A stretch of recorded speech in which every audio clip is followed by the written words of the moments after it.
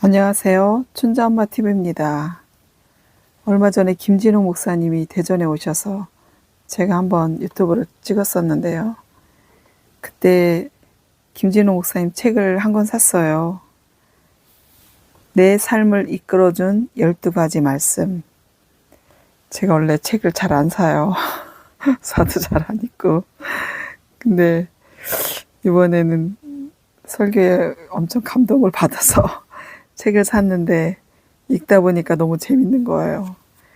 그래서 책을 좀 은혜되는 부분 좀씩 녹음해서 올리면 좋겠다 싶어서 어디부터 읽어야 될까 생각하면서 맨 처음에는 처음을 한번 읽어야 될 것 같아요. 글을 시작하며 10년 전부터 쓰고 싶었던 글이 있었습니다. 나의 80년 삶을 이끌어준 12가지 말씀을 쓰고 싶은 마음이었습니다. 진작에 12가지 성경 구절을 수첩에 적어두고 마냥 세월만 흘렀습니다.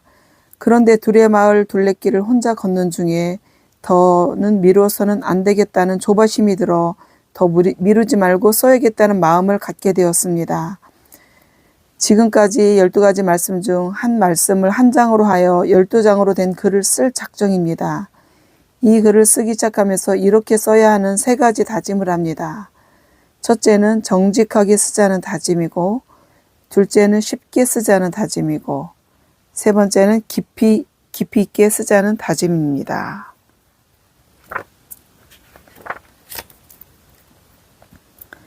내 삶을 이끌어준 첫 번째 말씀, 풍랑 속에서 오라 나는 공고한 사람이로다. 이 사망의 몸에서 누가 나를 건져내랴. 로마서 7장 24절 말씀입니다.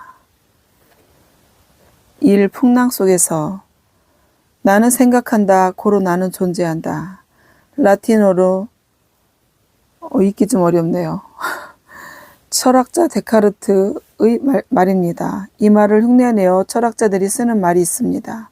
나는 방황한다. 고로 나는 존재한다. 고등학교 시절에 나는 염세주의에 빠졌습니다.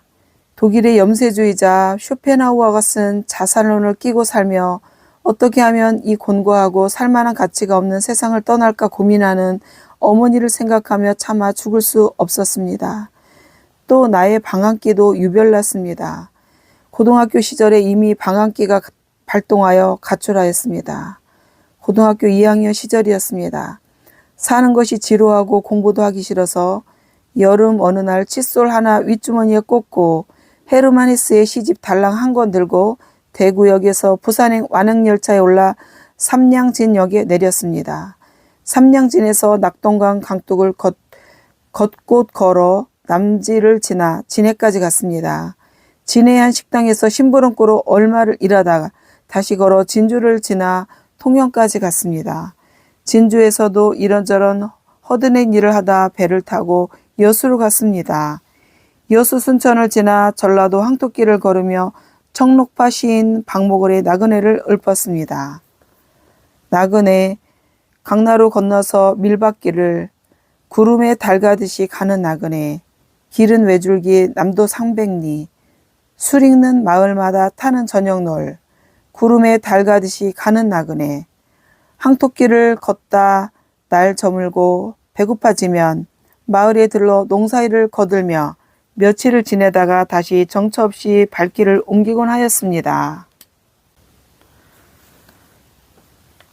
방황하는 날들이 길어지면서 호지책으로 여름에는 화장품 장사를 하고 마을 안행네들이 화장을 안 하는 여름에는 바늘 장사를 하였습니다.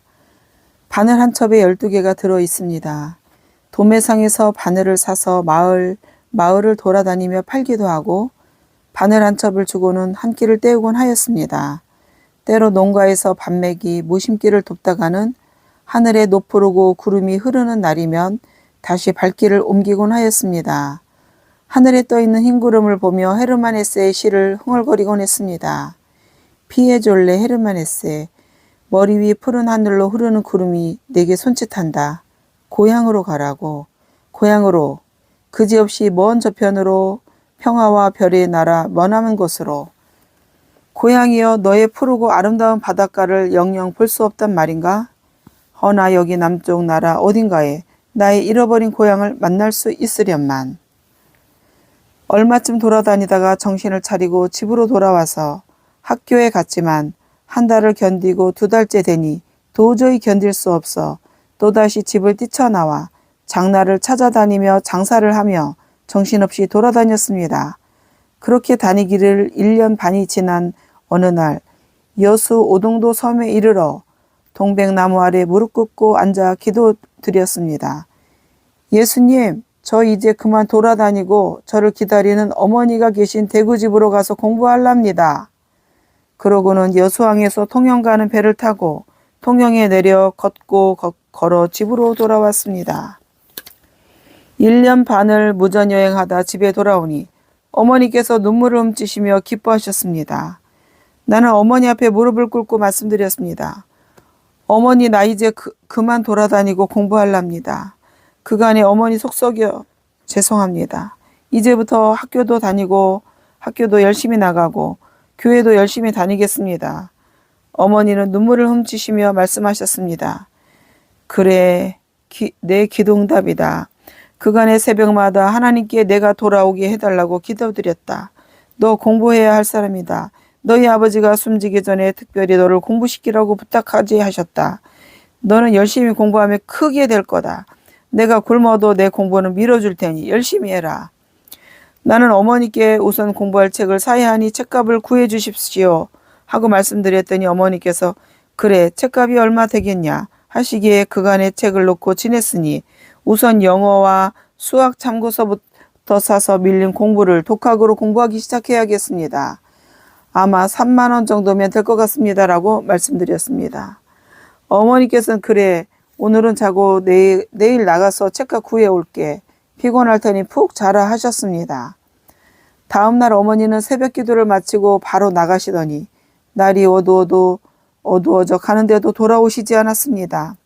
시장길을 느껴 부엌으로 가서 쌀떡을 보니 쌀이 바닥에 조금 남아있어 예나 지금이나 집안 형편이 말이 아니구나 라는 생각에 공부를 열심히 해서 빨리 어머니를 편하게 해드려야겠다고 생각하며 더욱 열심히 공부하였습니다. 저녁 8시가 되어도 돌아오지 않으셔서 나는 어머니께서 책값을 구하러 다니시다가 교통사고라도 나셨나 염려하는 마음으로 기다렸습니다. 밤 8시가 지나 어머니가 돌아오셔서 너 책값 구해왔다. 이 돈으로 책 사다 열심히 공부해라 하시고는 일찍 잠자리에 드셨습니다. 나는 감사를 표하고 내일 서점으로 가서 책 사야지 하고 읽던 책을 계속 있었습니다. 그런데 주무신 어머니께서 머리에 수건을 쓰고 주무시는 걸 보고 어머니는 왜 수건을 쓰신 채로 주무실까 하며 수건을 벗겨드리다 소스라치게 놀랐습니다. 어머니 머리에는 머리카락이 하나도 없었습니다. 마치 비구니처럼 맨머리였습니다. 그때 나는 깨달았습니다.